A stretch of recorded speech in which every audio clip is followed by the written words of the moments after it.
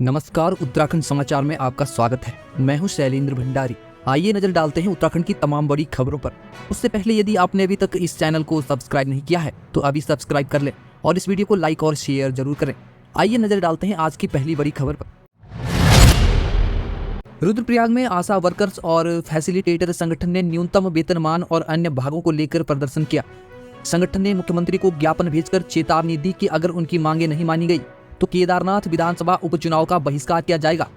आशा worker ने कहा कि वे लंबे समय से 18,000 रुपए के न्यूनतम वेतनमान की मांग कर रही हैं, लेकिन सरकार की ओर से उन्हें मामूली मानदेय मिल रहा है। संगठन की जिलाध्यक्ष कमला राणा ने कहा कि ग्रामीण क्षेत्रों की स्वास्थ्य सेवाएं आशा वर्करों के बिना ठप हो जाएंगी, फिर भी सरकार उनकी मांगों को नजरअंदाज कर रही है। फैसिलिटेटर अध्यक्ष दुर्गा करासी ने बताया कि कार्य की बढ़ती जिम्मेदारियों के बावजूद वेतनमान में कोई सुधार नहीं हुआ है। उपरांत कार्यकर्ताओं ने इस आंदोलन को अपना समर्थन दिया है।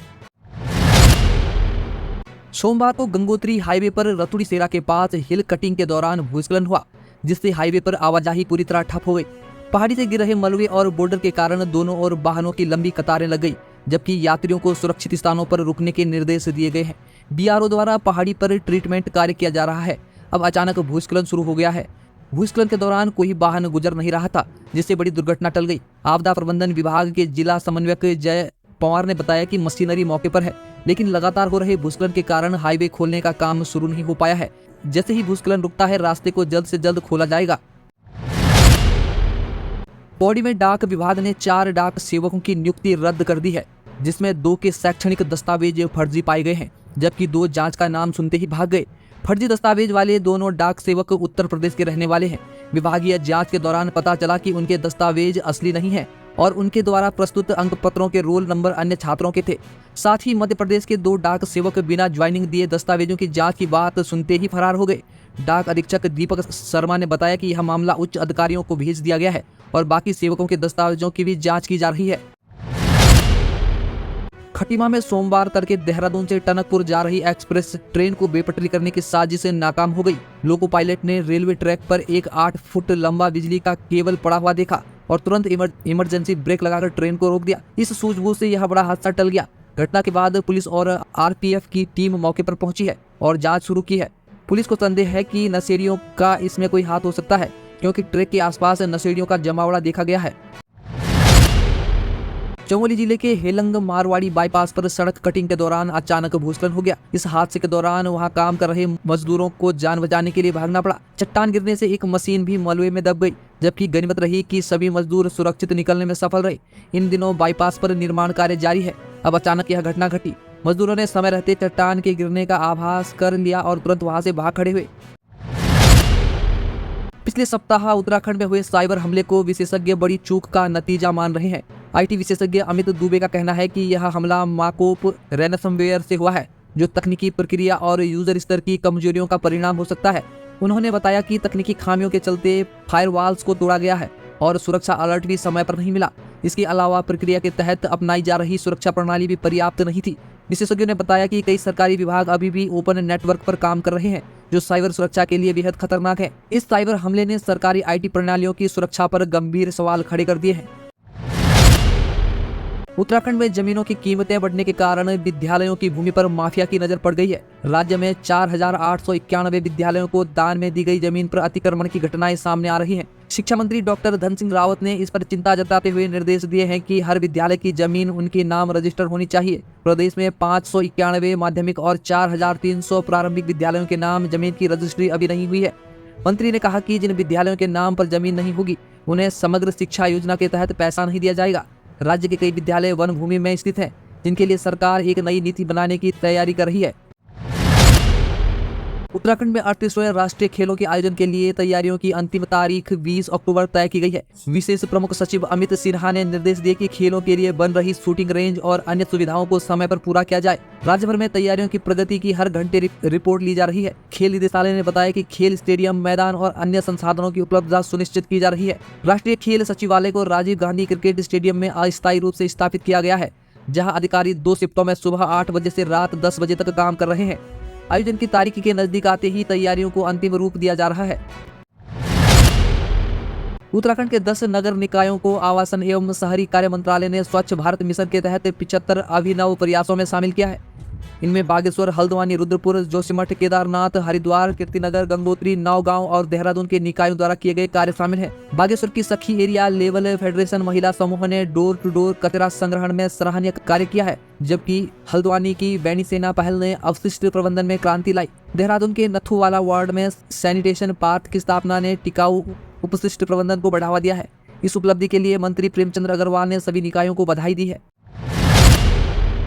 उत्तराखंड लोक सेवा आयोग ने प्रवक्ताओं के 613 पदों की भर्ती के प्रस्ताव को लौटा दिया है। इस कारण राज्य आंदोलनकारियों और उनके आश्रितों को दिए जाने वाले 36 आरक्षण पर स्थिति स्पष्ट न होना है। आयोग ने 550 सामान्य शाखा और 63 महिला शाखा के पदों पर भर्ती प्रक्रिया का प्रस्ताव शासन को वापस भेज दिया है। आयोग ने स्पष्ट किया है कि भर्ती में राज्य आंदोलनकारियों के आरक्षण को लेकर स्थिति साफ की जाए। इसके अलावा दिव्यांग जनों के आरक्षण पर भी आयोग ने विषयवार विवरण मांगा है। आयोग ने शासन से कहा कि प्रवक्ताओं की सीधी भर्ती में 36 आरक्षण का समुचित विवरण प्रदान किया जाए। शिक्षा विभाग में प्रवक्ताओं के 3699 पद खाली हैं, जिनमें से कुछ पदों को भरने के लिए इस प्रस्ताव को भेजा गया था, लेकिन आरक्षण पर असमंजस के चलते भर्ती प्रक्रिया आगे नहीं बढ़ पाई है।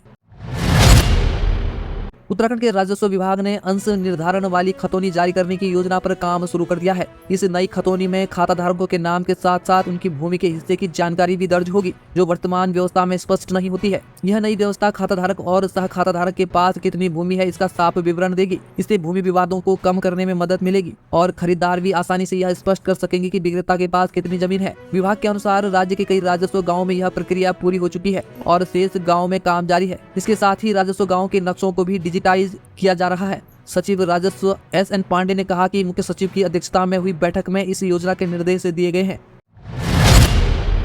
विश्व मानक दिवस के अवसर पर उत्तराखंड के मुख्यमंत्री पुष्कर सिंह धामी ने कहा कि मानक केवल तकनीकी दिशा निर्देश नहीं है, बल्कि वे हमारे देश की आत्मनिर्भरता और विकास की नींव है। देहरादून में भारतीय मानक ब्यूरो के कार्यक्रम में सीएम धामी ने कहा कि प्रधानमंत्री नरेंद्र मोदी के नेतृत्व में आत्मनिर्भर भारत का सपना साकार हो रहा है, जिसमें भारतीय मानक ब्यूरो का अहम योगदान है। उन्होंने बताया कि भारतीय मानक ब्यूरो ने 22,000 से अधिक मानक निर्धारित किए हैं, जो विभिन्न उद्योगों, कृषि, स्वास्थ्य और अन्य सेवाओं में गुणवत्ता, सुरक्षा और दक्षता सुनिश्चित करते हैं। सीएम धामी ने राज्य में स्थानीय उत्पादों की ब्रांडिंग और प्रमाणीकरण के लिए उच्च मानक स्थापित करने पर जोर दिया। उन्होंने कहा कि उत्तराखंड प्राकृतिक संसाधनों में समृद्ध है और औद्योगिक विकास में आगे बढ़ रहा है, इसलिए राज्य में मानकों का पालन आवश्यक है।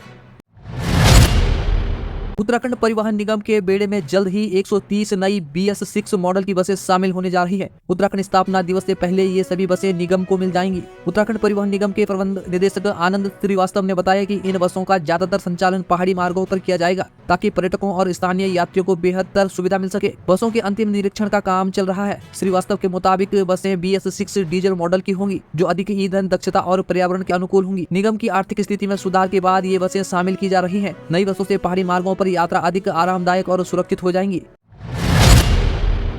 उत्तराखंड में क्रिकेट के माध्यम से स्वास्थ्य जागरूकता बढ़ाने के उद्देश्य से उत्तराखंड हेल्थ प्रीमियर लीग का शुभारंभ हो गया है। राष्ट्रीय स्वास्थ्य मिशन के नेतृत्व में यह लीग 14 से 20 अक्टूबर तक चलेगी। स्वास्थ्य मंत्री डॉक्टर धन सिंह रावत ने लीग का उद्घाटन किया। इस अनोखी पहल के तहत 8 सरकारी विभागों की टीमें भाग ले रही हैं।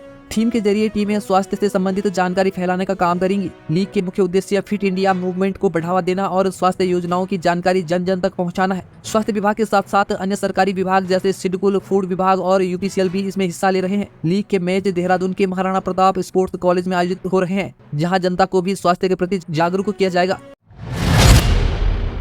उत्तरकाशी के स्योरी फलपट्टी में स्थित प्राथमिक विद्यालय स्योरी में पढ़ाई करने वाले सभी बच्चे नेपाली मूल के हैं। यह स्कूल जो 2006 में स्थापित हुआ था और अब स्मार्ट कक्षाओं की ओर बढ़ रहा है। संपर्क संस्था की मदद से स्कूल में LED कंप्यूटर्स और प्रोग्राम सेटअप बॉक्स लगाए गए हैं। यहाँ के बच्चों के माता पिता सेब के बगीचों में मजदूरी करते हैं और विद्यालय की स्थापना के बाद से लगभग 200 नेपाली कक्षा 5 पास कर चुके हैं। प्रधानाध्यापक नरेश धीमान के अनुसार बच्चों की शारीरिक क्षमता अन्य बच्चों की तुलना में मजबूत है, जिससे खेल स्पर्धाओं में उनका प्रदर्शन बेहतर रहता है। सेब के बगीचों के कामगारों के बच्चों को शिक्षित करने की यह पहल स्वर्गीय किशनदेव शारदा ने अब स्मार्ट कक्षाओं के आने से बच्चों की शिक्षा में और अधिक सुधार की उम्मीद की जा रही है।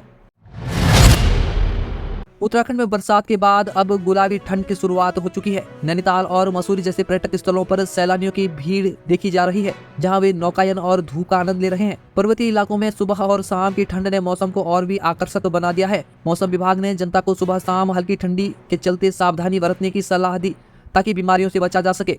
उच्च हिमालयी क्षेत्र में बर्फबारी के कारण निचले इलाकों में ठंड बढ़ गई है। राजधानी देहरादून का तापमान 17 डिग्री सेल्सियस से 32 डिग्री सेल्सियस के बीच रहने की संभावना है। मौसम शुष्क रहेगा, लेकिन तापमान में गिरावट के चलते बच्चों और बुजुर्गों के स्वास्थ्य का विशेष ध्यान रखने की आवश्यकता है।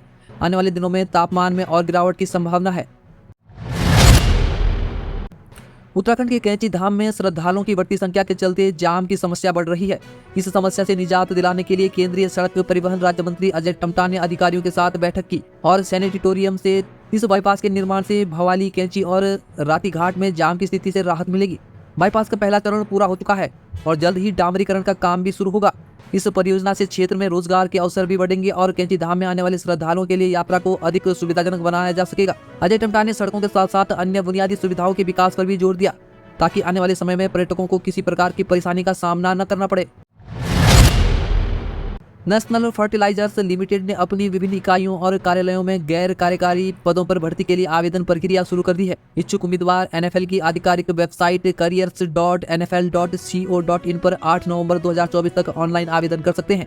इस भर्ती अभियान के तहत 336 पदों को भरा जाएगा। पात्रता मानदंड पद के अनुसार अलग अलग है, इसलिए उम्मीदवारों को आवेदन करने से पहले अधिसूचना को ध्यानपूर्वक पढ़ने की सलाह दी गई है। आवेदन करने के लिए आयु सीमा 18 से 30 वर्ष के बीच निर्धारित की गई है। आवेदन शुल्क 200 रुपए रखा गया है और उम्मीदवार 11 नवंबर तक अपने आवेदन में संपादन कर सकेंगे।